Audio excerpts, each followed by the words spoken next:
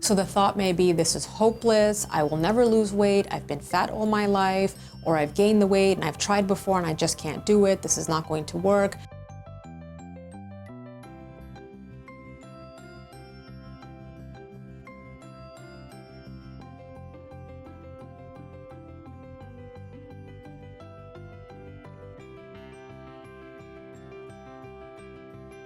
We often find that there is a lot of negative self-talk going on when people are trying to lose weight, and particularly that causes them to sabotage their own weight loss by giving into those thoughts.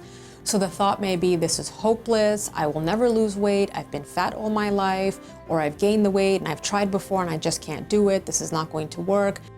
Other people think I'm a fat slob by calling yourself names, by something what we call mind reading, which is pretending to know what you think somebody else is thinking of you when in fact you really don't.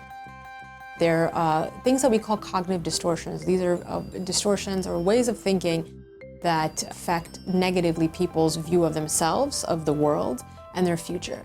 And find out if you've become a victim of your own negative self-talk, and perhaps that might be the reason why you're having difficulty losing weight.